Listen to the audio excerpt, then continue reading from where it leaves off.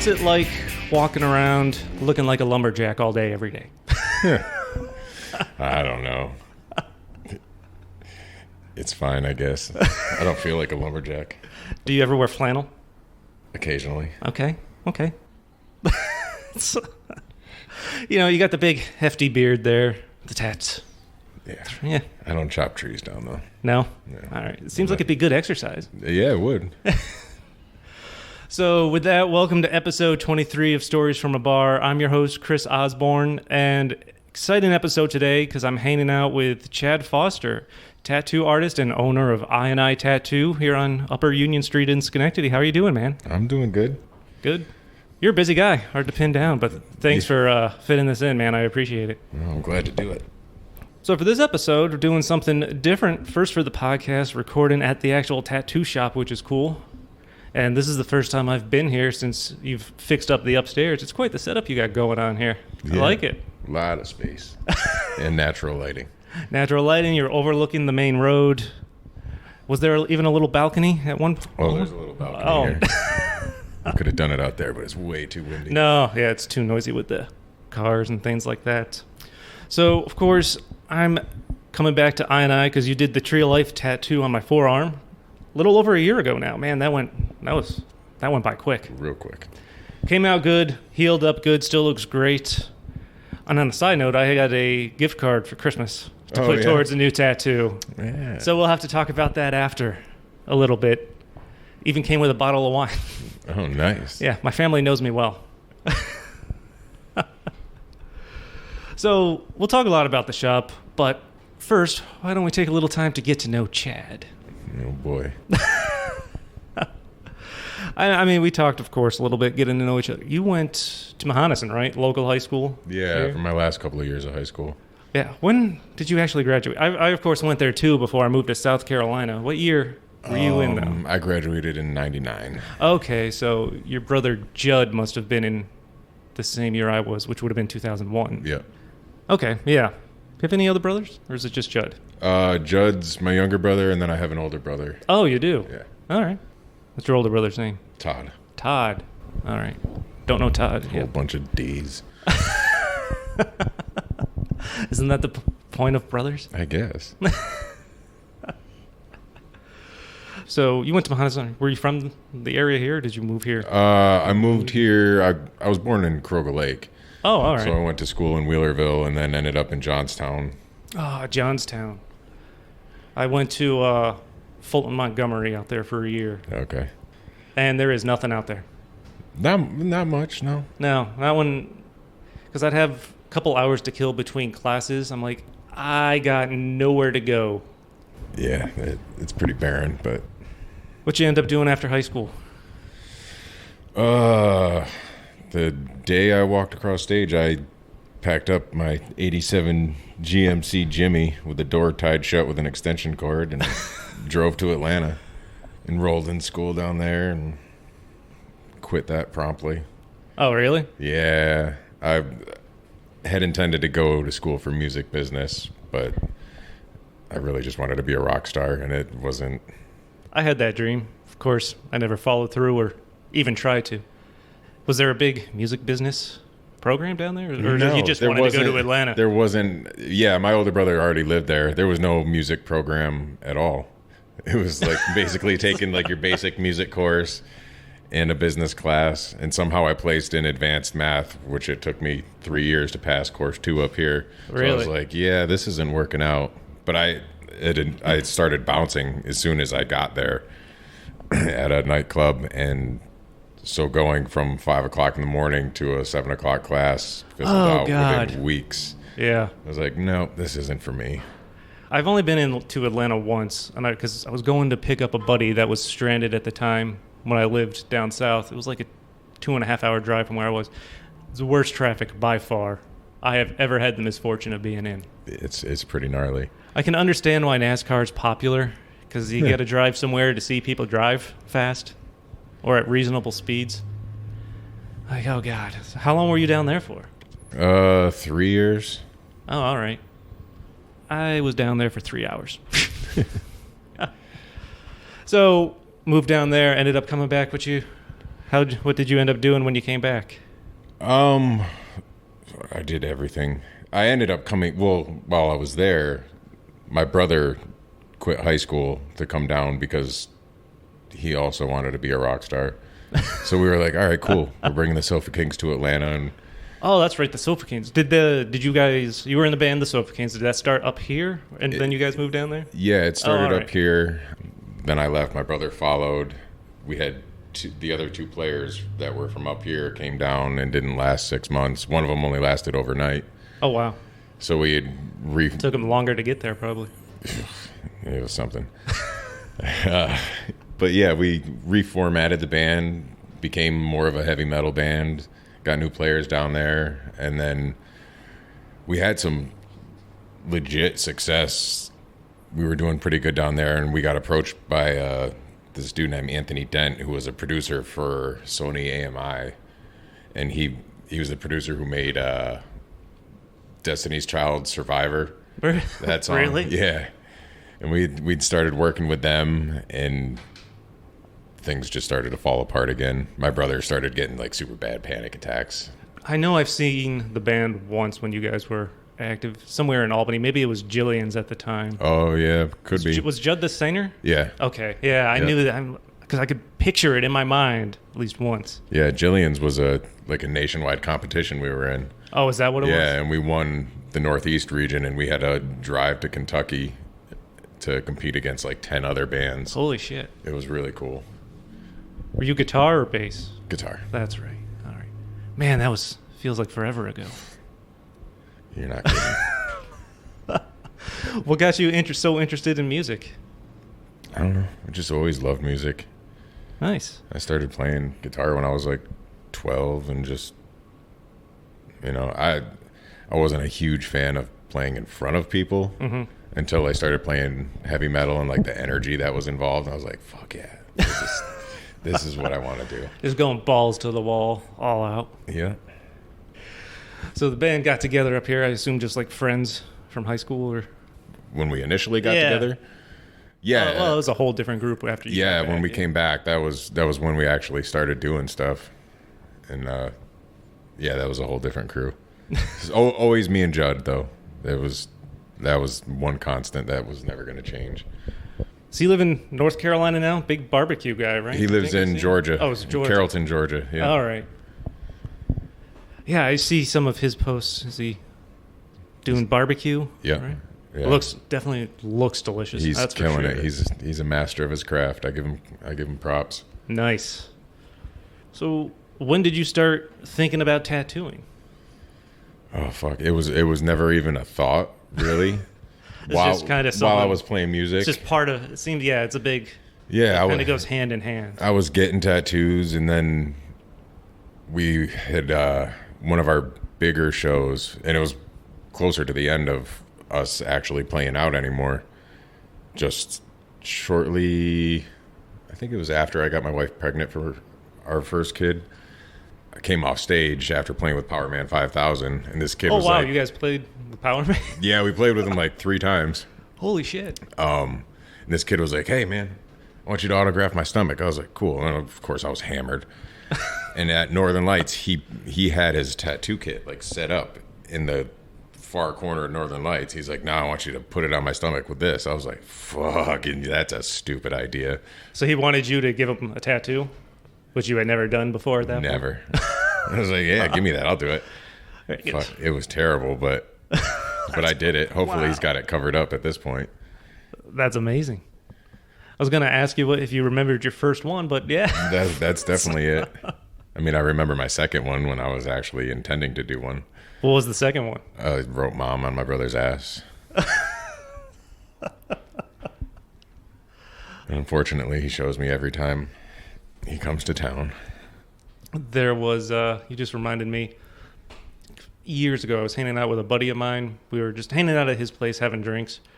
For some reason, he gave me and his brother a marker, and we were writing stuff on his back or draw. He wanted us to draw something, so instead I wrote insert here with an arrow pointing down above his ass. It never told him. And his brother just played it off like it was what it was. Didn't know it was there the next day when he was at the gym and went to shower. Until I think a stranger pointed it out. Like, that's fantastic. I guess that could have gone worse for him, I guess. Yeah, at least they were kind enough to point it out to him verbally. Yes. Yes, I should probably mention that. Just following the rules. That's what it said. So were you always into art and drawing or stuff like that? Yeah, I was, especially when I was young. I got away from it when I started playing music. And after that kid had me tattoo his stomach, I realized that he was going to people's homes, not doing it the proper way, but he was making a side hustle. Yeah. I was like, huh. So I was like, hey, Ma, you buy me a tattoo kit for Christmas. She was like, okay. And the rest is history. So I take it the family was fairly supportive when you wanted to go into tattooing? Yeah. I mean, they weren't against it. I didn't know what I was doing. I was working 3 jobs. I was working as a teaching assistant for handicapped kids. Oh, wow.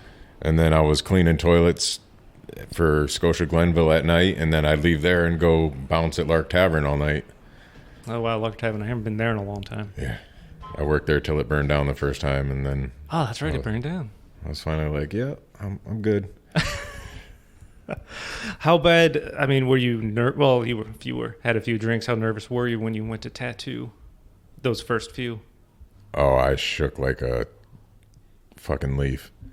It took me a long time before I got confident. I got to imagine that's hard to get used to.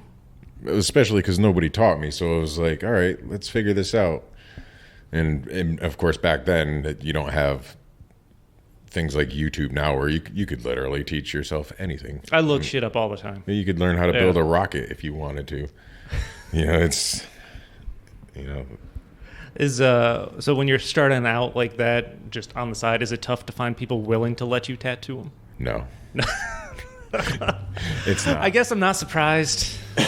People like free shit, even if it's terrible shit. I guess I shouldn't be but surprised. I thought I was good. I didn't know better. Have you done any of your own? I've done too many of my own. Lots of really regrets. The proving ground. Yeah. How long was it before you started to think about doing it, taking it more serious and opening a shop then? Opening a shop didn't really cross my mind. It took a couple of years before I was like, I'm making enough on a side hustle. I'm like, this is worthwhile. Maybe I should get into a shop. And I'd worked in I tried to get an apprenticeship, and most of the guys locally were like, fuck no, we're not giving you. So I was like, all right, cool, I'll do it myself. And I ended up working in some fucking skanky hood shops. Not long stints in either, but got to start somewhere. Yeah. I tried it out. I ended up back home. I got better. And then I landed in another shop for, I don't know, probably like 3 years. And I amassed such a big clientele that I was like, man, why am I paying to work for somebody else? Yeah. It's time to... So you're basically renting the space? Is that how it works? Yeah, generally you pay like a percentage of everything you do. Oh, okay. And when you stop tattooing people off the street, you're like, well, I don't need this anymore. Let me make my own thing. Let's go from there. And so I did, and I opened I&I, and it was a private shop. Like, I put it in the back of an industrial park. Mm-hmm. It was super nice inside, but it was small. You wouldn't be able to find me unless you knew how to find me, because I had the clientele where I could just be like, hey, people that knew what they were walking into. Yeah. And it was just by referrals. I didn't want people walking off the street randomly. Oh yeah. It was the sweetest deal, man. Like, I get done working, shut the lights off, leave, go do whatever you please. So when did you open the shop here on Union Street? Almost 5 years ago. Oh, it's been that long already. Yeah. Yeah, it's gone by super quick. Where'd the name come from, I&I? There's kind of like 2 takes on it. The long and short version. Short version is like I&I alone. I did it all on my own, nobody else's help. And it's also like my favorite band, one of my favorite band songs from shit, I can't even, it's Shadows Fall, The Power of I&I. Yeah. So it just kind of I rang know with the me. band. I don't know the song. I was like, oh, The Power of I&I. It's not just a name. It's like a motto. It's like you can do whatever you want to do if you make it happen. There's an old punk band. Not American. I can't remember what country they're from, but they were called I Against I. And that's what I thought of. And I still think of that when I see the name sometimes. Yeah. Yeah, I see the drummer of Shadows Fall every once in a while. Oh, He's really? like, you owe me royalties. I was like, yeah, I'll tattoo you. So, have they been in? He stops in to say hi every once in a while, but I haven't tattooed him yet. So when you decided to move out of the industrial complex and find a place, was it tough trying to find a place? What was it about this place that you liked? I pass this place every day on my way to pick up my daughter at daycare. Mm-hmm. And it's like one of the few places left in Schenectady that's not one filled with tattoo shops, and it's like a small community up here. There's lots of like just small business owners and shops all the way down this strip. Yeah, it is. That's one thing I like about Union Street. That's what it is. It's a bunch of small shops and like local business owners. Yeah, So I mean, it's cool when the weather's nice, not when it's snowing and windy and cold like it is right now. It's always a wind tunnel. But I had my eye on it. I figured it was like, if you looked into the glass windows out front, it was jam packed full of like electrical equipment and drywall. Like the guy that owned it, he owns so many buildings. He just used it as storage for all of his shit. And I messaged him and he got back to me instantly. He's like, yeah, you want it? I was like, shit, yeah. And mainly the thing that sold me are the ceilings that are downstairs. Mm-hmm. They're absolutely gorgeous. They're original, right? This is like an old building too, right? I love the vibe downstairs. It's really cool. That water wall is pretty awesome. Yeah, I had that in my private shop. One of my clients built that for me. It's a pain in the ass to upkeep, but it's cool. Are you surprised? I mean, you guys, like you said, you were building a client base. Shop took off pretty quick, right? It really grew in popularity since you guys have opened. Yeah. Are you surprised at all by how fast it's caught on? Or? I don't know if I'm surprised. I mean, I bust my ass, and there's a lot of work being a tattoo artist, right? It's more work being a business owner. Oh, well, yeah. But that's what I've always considered myself a businessman first. Yeah. I mean, I'm good at promoting things. I always have been. You know, we didn't get halfway decent following around here as a band by, just being good. We weren't that fucking good. But we made it a good time, and we promoted the hell out of it. And that's what I try and do here. Well, shit, you're getting popular enough to open a second shop, right? Just announced that the other week. Over in Guilderland, right? Yep. How's that going? What's the plan there? Oh, just waiting on permits and contractors. It's going to be super dope. And where in Guilderland was it? Directly across the street from the high school, Guilderland Center. Oh, all right. There's a big deli in there. And it used to be a church, some kind of new age church, but the space is amazing. It's been a while since I've been over there. I'm trying to picture it. So you're going to be splitting your time between shops, or? Till I can staff it fully, yes. But I'm sure you have a lot of people eager trying to... No. No? No. A lot of people want to learn to tattoo, but, a lot of the good tattooers have a home. And if you're smart, you don't jump around. Yeah, because then people will have a hard time finding you. Yeah, and a lot of tattooers love they love the freedom to just go here and there, and like a hairstylist, if you stay put, your clientele is always going to know where to find you. Yeah. People don't follow. Some do, but not many. Is there a particular style you enjoy tattooing? Obviously, there's a lot. I mean, it's just like my musical taste, man. I like it all. I mean, I've really started to gravitate towards like a black and gray realism with like, I call it abstract, but it's more like splattered paint strokes. Okay. Something about it just... I do enjoy you've posted some awesome pictures of abstract stuff that I've seen. Yeah, I enjoy it. Something about it just, it rings with me internally. I don't know how to convey it truly, but, people love it. Interesting question I just thought of. I can't believe I didn't think of this sooner. What was your first tattoo? First one I got? Yeah. I got a Celtic cross on my shoulder. Oh, all right. In Atlanta. In Atlanta. When I lived in South Carolina, I moved back up here around 15 years or so ago. Tattooing, or at least owning and operating tattoo shops were illegal. Makes sense. And so it was funny because the first thing you would see when you cross the border basically in any direction was a tattoo shop. So my first couple were done in North Carolina because that's where I ended up having to go. Okay. So mine are split. I lost count. I think I'm up to 6. Yeah, split between here and North Carolina. Nice. Yeah, I'm going down to a convention in Fayetteville, North Carolina at the end of February. Nice. Yeah, the last one I did down there was in Asheville. I don't remember the name of the shop. Did good work. I liked it. But my friend and I had gotten there early, and it was summertime, so it was fucking hot out. I had time to kill just walking around, so I was overheated going in there, and I actually almost ended up passing out. Yeah, that happens. When someone walks in the door, can you judge how big of a wimp you think they're going to be? No. Are you ever surprised by people's reactions?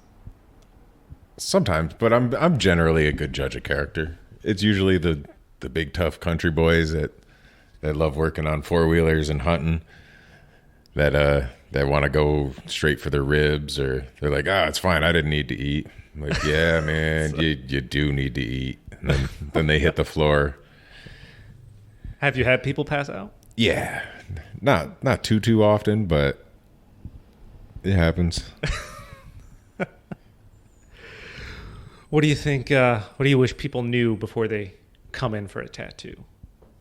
I'm curious about pet peeves. You see a lot of, other on top of don't be a dick, but don't come in drunk. Yeah, generally don't come in drunk. But I did tattoo at the Harley Rendezvous for like 3 years, and everybody was avoid hammered. coming in hammered. Yes, definitely avoid it. It's more of a behavior control. Is it and decision making? I thought I heard this. Do you bleed more? You bleed more if you've had a substantial booze, amount. Right? Yeah, for sure. But I don't know. I don't have too many pet peeves. I mean, don't bring 9 million people with you. Oh God. Sometimes that's a pain in the ass, but I don't complain about much. You've definitely done some interesting tattoos from pictures I've seen. Yeah. Do you sometimes have to hold your tongue when someone tells you what they want? I'm not asking for specifics because I don't want to single anyone out. Like, oh man, I can't believe what you're asking for. It doesn't happen too much,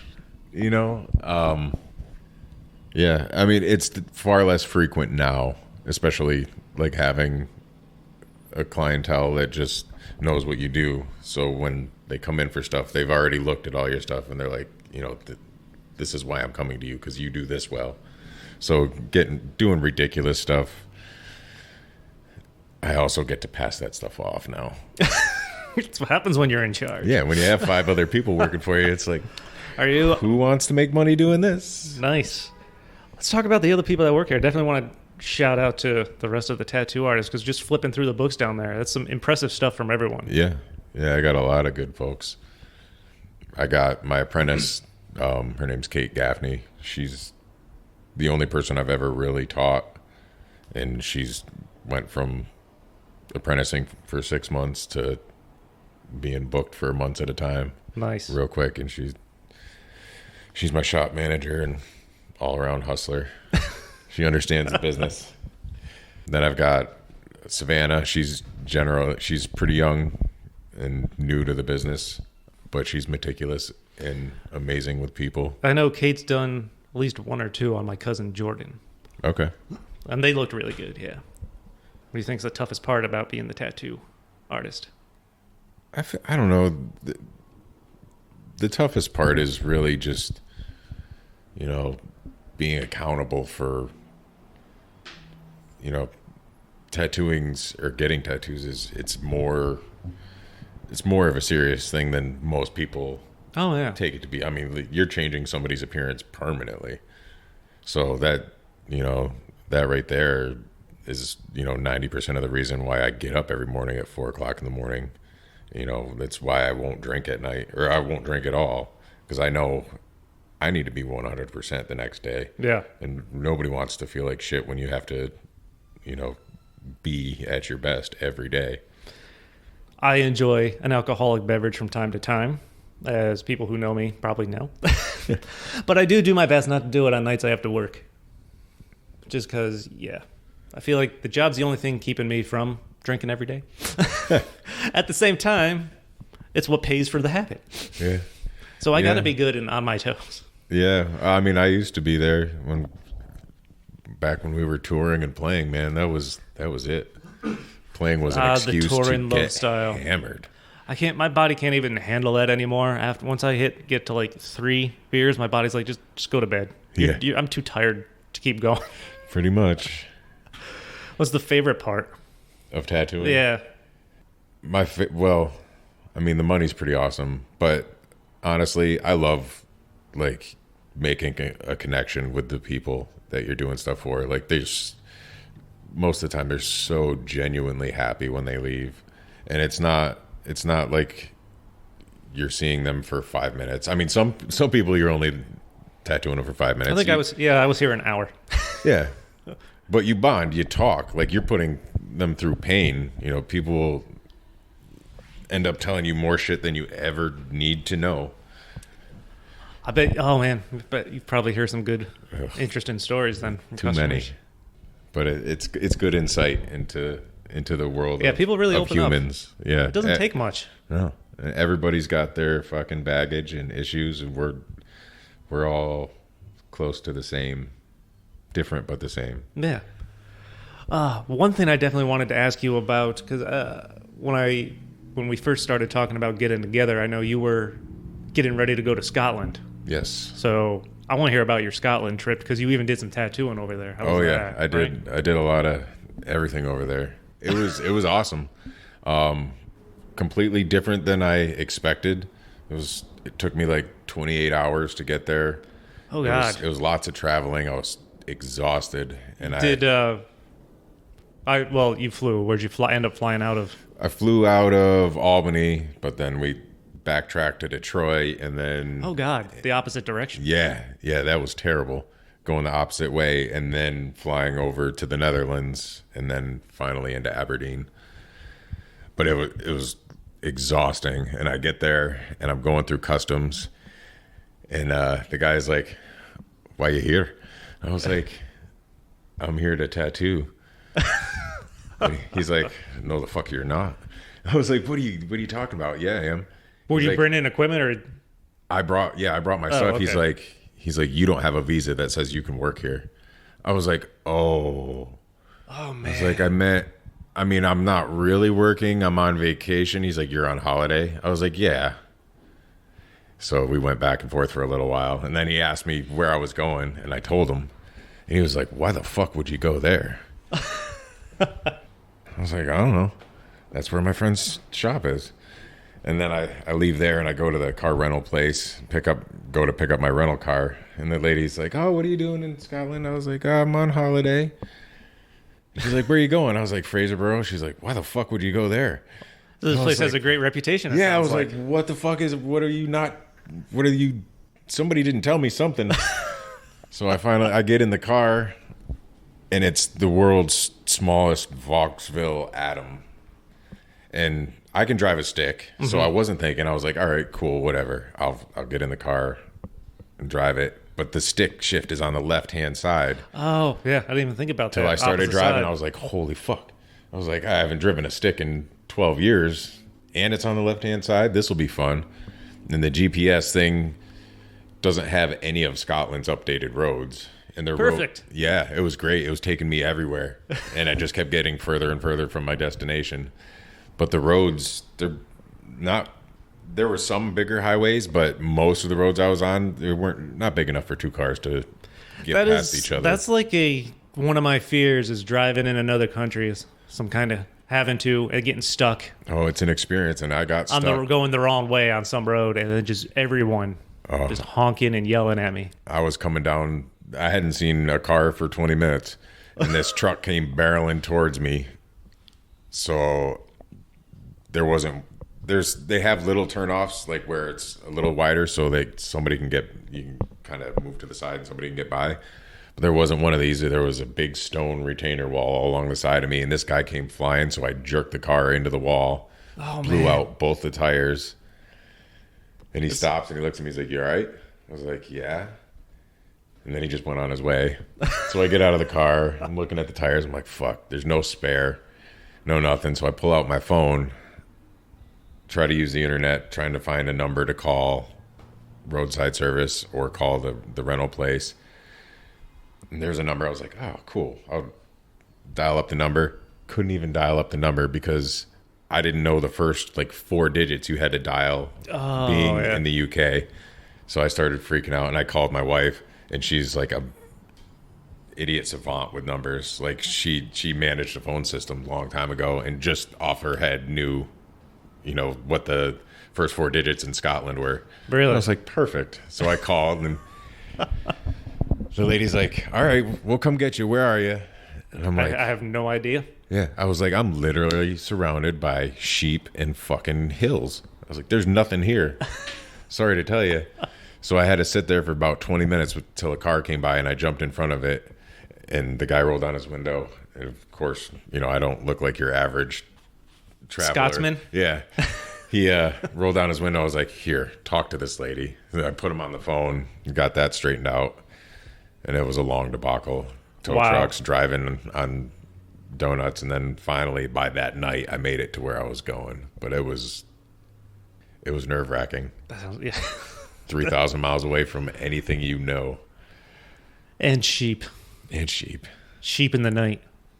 And Scottish cows, which those guys are huge. Yeah, but they don't really have many over there. Oh yeah? Yeah, no. The lady I stayed with was like, she's like, "What's a Scottish cow?" I showed her a picture. She's like, "Those are just like pets." She's like, "That's not. We don't really have those here. Those are just pets." I imagine the art of tattooing is fairly universal. Are there any actual differences in Scotland? No, they just charged a lot less in the town I was in. When I'd tell people how much I was charging for what they wanted, they were like, "Huh? I don't know how you guys price things over here." So you said you have a buddy over there? Is that how that came about? Yeah, I have a friend that I just through Instagram. Nice. Because I was watching her posts, and I was like, that doesn't look like anything around here. And then I messaged her one day. I was like, "Where's your shop?" She's like, "In Scotland." I was like, "Well, fuck, can I come?" She's like, "Well, I've never had a guest artist, but sure." Why not? And I did it. I was in need of adventure. I felt like fucking Bilbo Baggins. It's like, I need to go. So I did. Bilbo Baggins. Another thing I thought I saw you mention was teaching kids. Yeah. Are you involved with teaching kids? Not anymore. Okay. I do once a year. One of my clients is a teacher out in Duanesburg. Oh, all right. We base a unit. He does like an Aztec unit, and I go in and do take them through. It's like a paint and sip without the sipping. And just sugar skulls are one of the things they learn about. So we take them through that, and it's cool for the kids. What are some of the reactions you get walking in all tattooed and bearded for kids that aren't used to seeing something?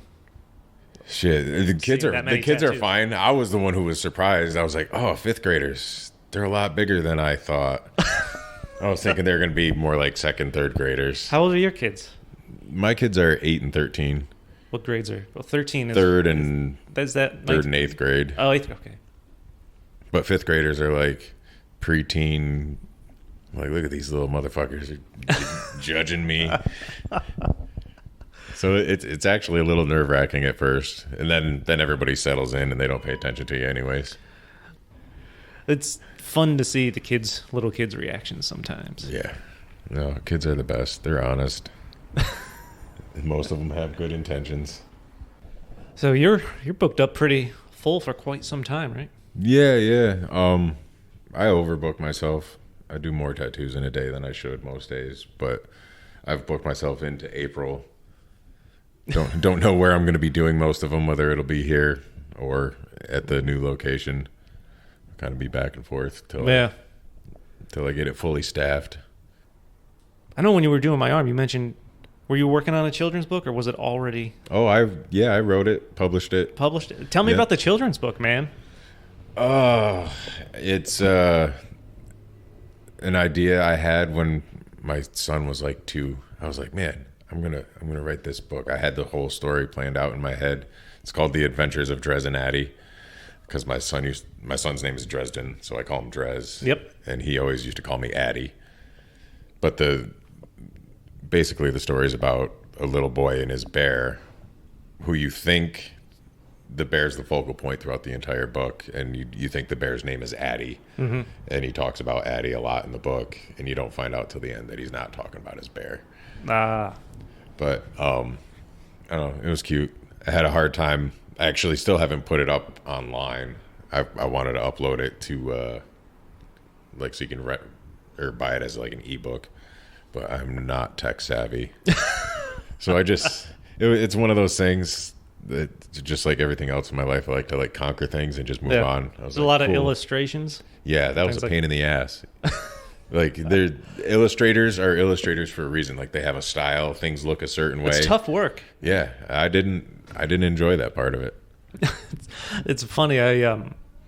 One guy I had on the podcast a long time ago, Craig Gravina, like an Albany beer historian. He had a partner, and they put out a book. He's like, it is so much work. Yeah. For little payoff. Yeah, there was no payoff. I spent more on the books than I sold, but I did it, and now I'm done with it. It's cool to say that, yeah, I put out a book. It's just one of those things to put in the arsenal there. Yeah, I got a long resume. I got more things I'm putting on it soon, too. So the shop's opening in Guilderland soon. Any big plans? Any more plans going on for Union Street here or anything? Or nope. Anything else you'd like to... Don't change what's perfect, or big man. future plans for Chad that you want to accomplish next? Oh, shit. I just want to figure out how to retire. But I'm going to learn to be a pilot. Awesome. So I'm going to fly planes. That's cool. How do you get into that? I don't know. I got a bug up my ass one day, and I was like, I want to fly a plane. And I did a episode. Do you know Real McCoy Brewing in Delmar? No. The owner there, his name's Mike, and he mentioned it briefly on the podcast, and and then he went into, when I was talking to him afterwards, he's a licensed pilot. He flew for a long time, so he might be someone you want to chat with. Nice. Go get a beer and talk to him about flying. I figured, man, you see those movies where it's like the end of the world and there's a plane, but nobody can fly it. Like, you want to be that guy when the zombie apocalypse comes. Everyone's got to have a job. I think that's really it for me, man. Like I said, this was quick, and I appreciate you taking the time and fitting this in. You have any more appointments today? You got to go. Nothing today. No one else to inflict pain on Kids' today. dinner and drawing for tomorrow. Nice. So that's going to do it for this episode of Stories from a Bar. Thanks, Chad, for hanging out. We got to having me do it. Yeah, we got to talk about what I want to do next tattoo-wise. Oh, yeah, get you in the books.